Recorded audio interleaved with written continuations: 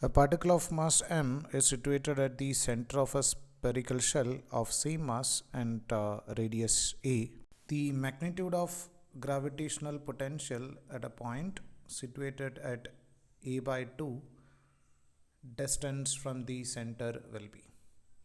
So according to this question, it is given that there is a spherical shell over here, and we can take it as the mass of spherical shell is equal to m, and another particle of same mass m is at the center. So according to the question, a particle of mass m is situated at the center, we are talking about this, of a spherical shell of same mass and radius a. So the radius of the spherical shell, we can take it as nothing but a. The magnitude of gravitational potential at a point situated at a by 2 distance from the center is. And Rm is to find out what about the value of gravitational potential at a point which is at a distance a by 2 from the center.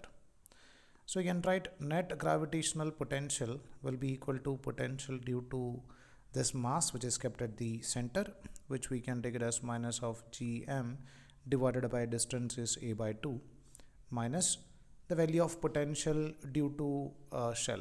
So we know that potential due to shell at any point inside will be equal to potential on the surface, that is equal to minus of gm by a.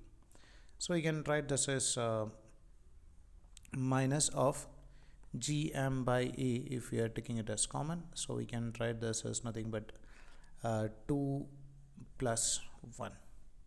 So you can write this as minus of 3 gm divided by a will be the value of net potential. And in question they are asking magnitude, so we can just write it as 3 gm by a.